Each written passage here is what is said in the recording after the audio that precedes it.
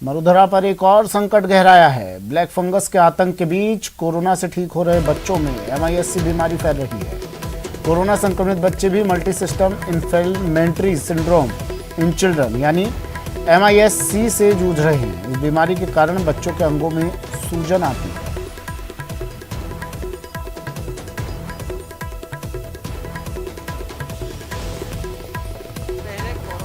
Black fungus और अब MIS-C नाम की एक ऐसी बीमारी आई है जो बच्चों को प्रभावित कर रही है। किस प्रकार की बीमारी है और इससे किस प्रकार से बचा जा सकता है, इस पर बात करने के लिए हमारे साथ मौजूद हैं child specialist doctor Ashok Gupta साहब।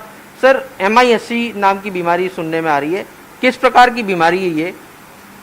MIS-C का जो पूरा फॉर्म है वो है multi system inflammatory syndrome. Multi system inflammatory syndrome का मतलब ये है कि हमारे शरीर में जो भी इन्फ्लेमेशन हो वो अलग अलग ऑर्गन्स को एक साथ डैमेज कर सके, और ये खास तौर से बच्चों में 19 साल से नीचे की उम्र के बच्चों में देखने को मिलती है। जो कोरोना से रिकवर हो चुके ऐसे बच्चों में इस प्रकार के सिम्टम ज़्यादा देखने को मिल रहे हैं या फिर नॉर्मल बच्चों में भी होते हैं? नहीं, ये कोरोना रिकवर होने वाले बच्चों वाली बीमारी नहीं है। ये बीमारी, क्योंकि पहले ये माना जा रहा था, कुछ लोग इसको पोस्ट कोविड भी कह रहे थे, वो नहीं है, क्योंकि इसके जो डायग्नोसिस करने का तरीका है उसमें कोविड इन्फेक्शन के एविडेंस में या तो RT-PCR पॉजिटिव या एंटीजन पॉजिटिव या कोविड एंटीबॉडी पॉजिटिव। तो अगर RT-PCR पॉजिटिव आता है या एंटीजन पॉजिटिव आता है तो इसका मतलब एक्टिव डिजीज़ है। तो मेरे हिसाब से ये एक कोविड डिजीज़ का ही एक स्पेक्ट्रम है जिसमें मल्टी सिस्टम इन्फ्लेमेशन एक साथ आता है, और इसीलिए इसको मल्टी सिस्टम इन्फ्लेमेटरी सिंड्रोम कहते हैं। तो इसलिए पोस्ट कोविड वाली जो थॉट है वो मेरे को सही नहीं लगती। पोस्ट कोविड नहीं है तो इसको किस प्रकार की सावधानियां बरतनी आवश्यक है और अभी किस प्रकार के केसेस जो है वो सामने आ रहे हैं?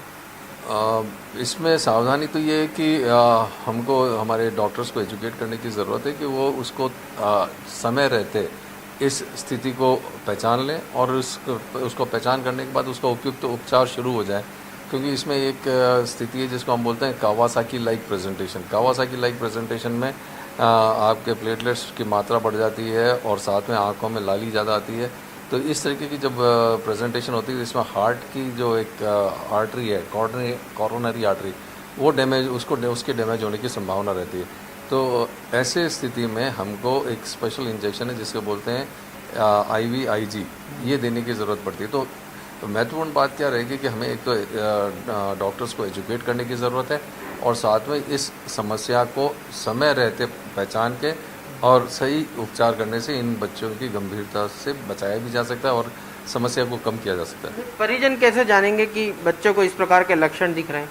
परिजनों को तो ये समझना है कि अगर आपके बच्चे के अगर बुखार के साथ दाने आ रहे हैं, आंखें लाल हो रही है, या बच्चे के सांस में दिक्कत हो रही है, हाथ पैर ठंडे हो रहे हैं, या पेट में दर्द ज़्यादा हो रहा है और साथ में कोई टट्टी में खून आ रहा है, इनमें से कोई भी लक्षण हो तो बेहतर तो ये रहेगा कि वो चिकित्सक से राय ले लें। और आने वाले कुछ समय तक, खास तौर से चूँकि अब ये माना जा रहा है कि जो थर्ड वेव आएगी वो बच्चों को ज़्यादा असर दिखाएगी बच्चों पर, तो इसलिए इस समय आपको छोटी भी समस्या है और नहीं समझ में आ रहा है तो आप चिकित्सक से राय लें।